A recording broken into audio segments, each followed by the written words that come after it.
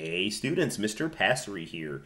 It is Wednesday and I thought it would be fun or useful for us to get a little extra background information on our readings about the Constitution. So hopefully you're staying home, you're enjoying your quarantine, you're watching lots of nice anime and drinking lots of hot beverages like peppermint tea. It's delicious. Mm-mm.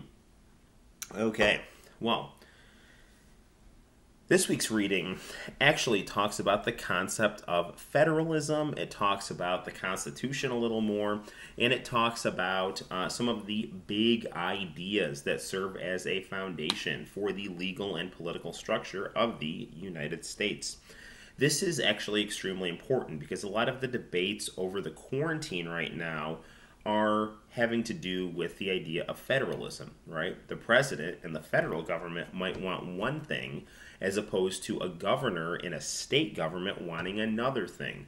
Well, who has more power? How do you balance that power? And how do you maintain a state's individual freedom and culture as opposed to what the federal government thinks is best? And within that federal government, how is that power structured?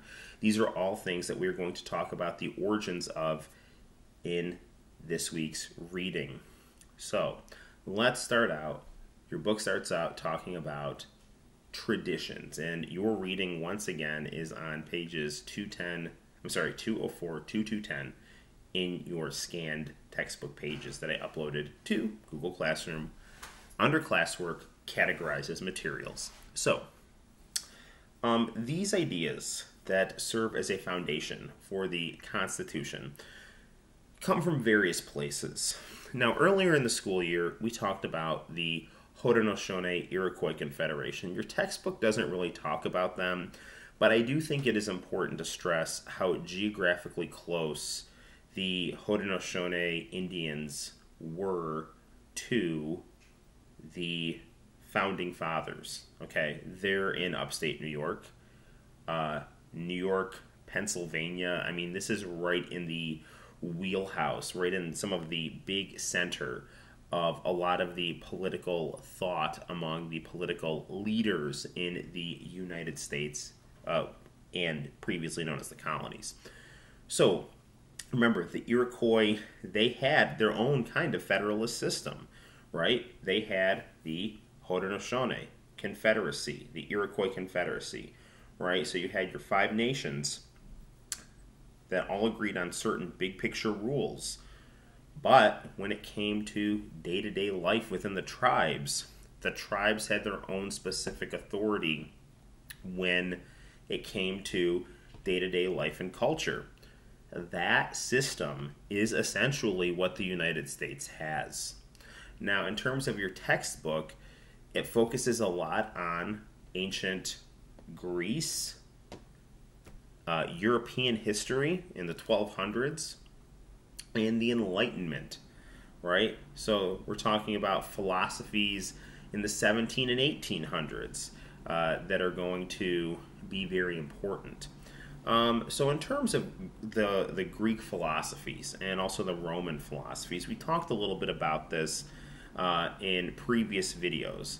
The philosopher Aristotle talks about the idea of a republic where you have layers of power structures that are designed to balance each other out. Okay, that kind of plays into this idea of checks and balances, although in Aristotle's case, he had this idea of slaves at the bottom, middle class in the middle, elite on top, and each group would do their part.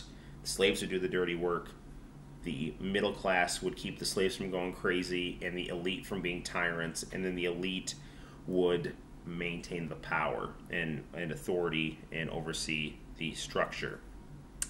Now, there's problems with that system, but that is a system that does have a lot of political and philosophical influence.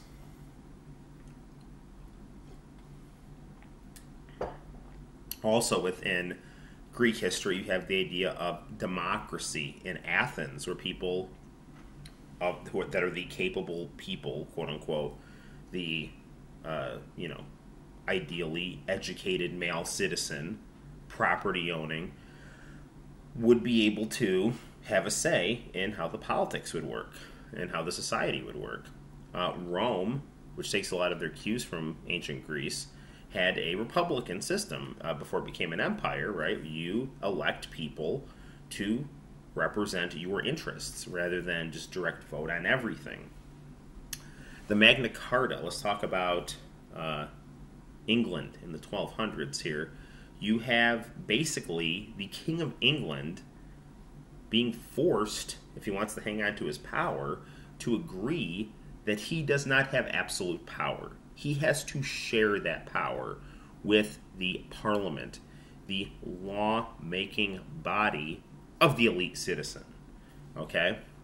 So, where do the 13 colonies come from? We know they come from England, right? So, the fact that they have the Magna Carta in their tradition that limits the power of the king, and that has another entity, right, that focuses not just on the will of a ruler, but on the will of law, on principles of rules that we all agree to follow because they make sense and are just. That is a big thing that's kicking around in the heads of people that are trying to set up a political and legal system for the United States. Your textbook also talks about the Enlightenment. Now, the Enlightenment can go one of two ways. The bad way, so this, first of all, this is what the Enlightenment is. It's the idea that you can use knowledge, reason, and science as a way to improve life. The slogan of the Enlightenment is dare to use your own reason. For a long time, people had been being told what to do by their church and their king. Sometimes that would be good stuff. Sometimes it would be stuff that would just further the power of the church and the king. Okay? What the Enlightenment tells you to do is ask yourself, does that make sense? Okay? Now, the bad part of the Enlightenment is if you use your reason to rationalize terrible things and you destroy things like God or transcendent truth in the name of your own logic, and your logic is terrible, then terrible things can happen. But if you are an ethical person, right, who follows the golden rule, who has humility, then the Enlightenment can prevent you from being abused when someone in power says, oh, this is the way it is. And you can say, that doesn't add up. If I tell you 1 + 1 is 7, regardless of what Mr. Dorman says, right, it's 2, right? Joke to Mr. Dorman. No, but it's true, right? So that's the concept, that's the good concept of the Enlightenment.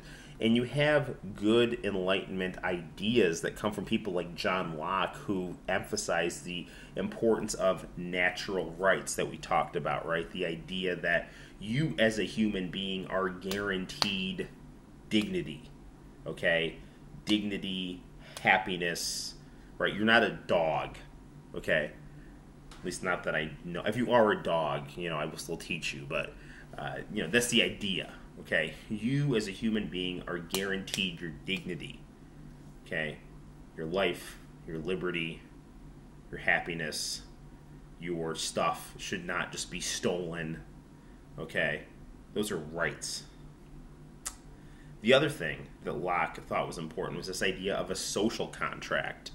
The idea that, and you see this all the time with your teachers, with me, with anybody, right? The teacher knows they've got to be in charge. You know the teacher's got to be in charge. But if the teacher's rule is unjust and is not making the people that they are ruling over happy, then the system's not going to work right.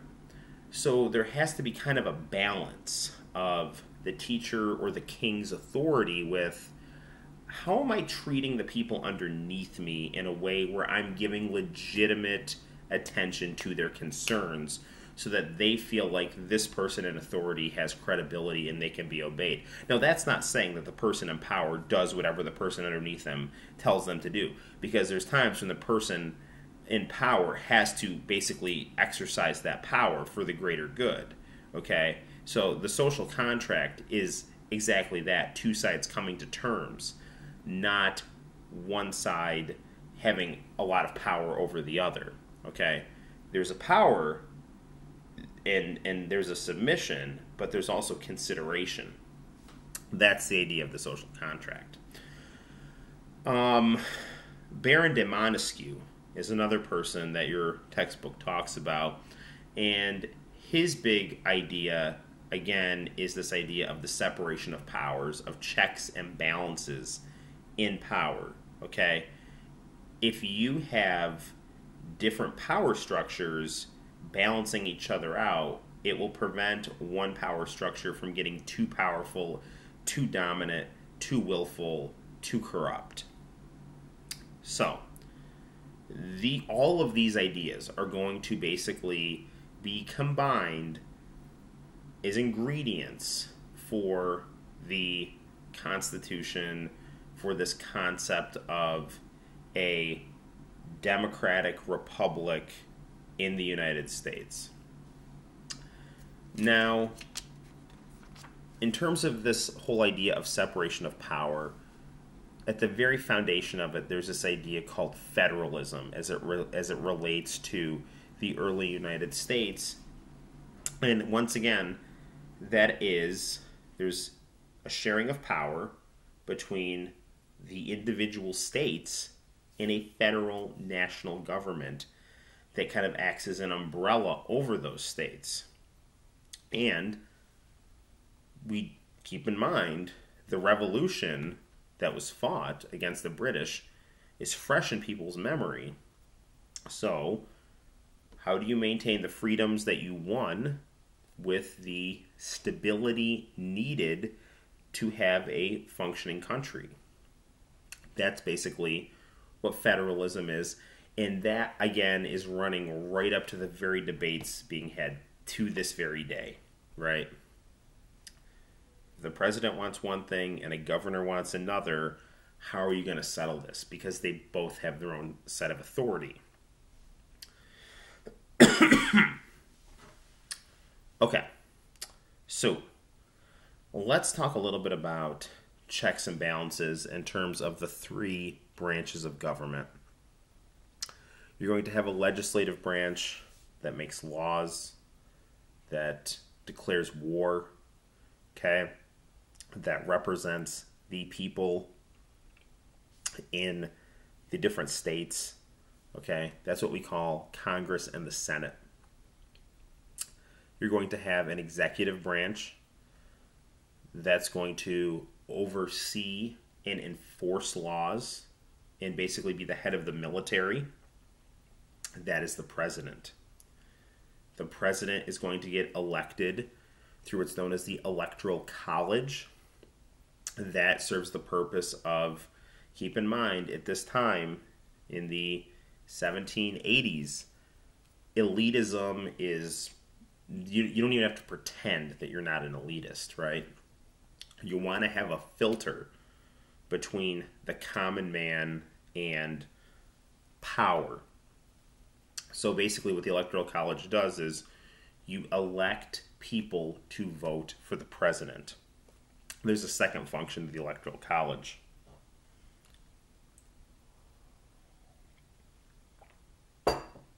It prevents highly populated geographic areas from dominating the country.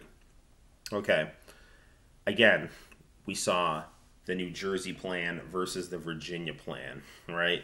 Just because New Jersey doesn't have a lot of people doesn't mean that they shouldn't have a say in how this country works, okay? Because they're a state, all right? So what the Electoral College will do is it's going to try to balance numbers of votes in different states in such a way that it tries to level the playing field. Certain states have certain amounts of votes, and when you add those up, you know, that's how you're going to elect your president. Finally, you have the judicial branch. Now, the judicial branch is going to be your Supreme Court, which is going to declare what is legal and illegal when a law from Congress comes into conflict with another law from Congress, or something's not quite clear. The Supreme Court's job is to clarify and determine definitively what is legal and illegal at the very highest level. Now, when it comes to the Constitution, different states had to accept this Constitution in order for it to take effect. So you had a debate going on between people known as Federalists and Anti-Federalists. Federalists were people who supported the Constitution. Those would be people like John Jay, Alexander Hamilton, James Madison, and they wrote a series of essays called the Federalist Papers.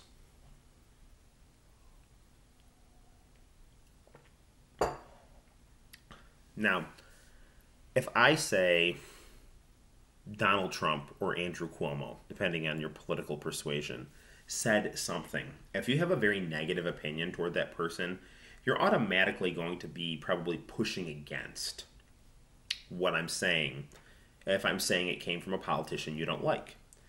So to solve that, these politicians used a single pen name, Publius, and they made their case for the Constitution and the Federalist Papers. Their opponents were the Anti-Federalists. The Anti-Federalists, not without reason, were very afraid that the Constitution was going to be tyrannical. It was going to take hard-fought rights away from individual states with individual cultures and individual people with individual freedoms. And that's what the Anti-Federalists argued against. And ultimately, you get the Constitution being accepted. But that debate, that Federalist debate, is going to run right through the present and is going to be a huge component of the Civil War, which we'll be talking about, in a few weeks. More than a few weeks. In a month or so. So there you have it, guys. That is kind of my background information on your reading. Hopefully this has been helpful. And if you have any questions, please email me or contact me in the Google Classroom chat. I will have a Zoom chat Thursday at 11 a.m. for anyone who wants to stop by and talk about school and just catch up. I know the social emotional component of school is also important. So, I want to just show you that I'm there for you guys with any questions. And if you just want to, have some contact with your authority figure, I am a man of the people. I like to think of myself as that, right? I'm the people's dictator. Okay. So, in all seriousness, take care, and I will see you in the very near future. Take care. Do your work. Stay safe. Wear a mask when you go outside, and enjoy your time off, but do your schoolwork. Bye-bye.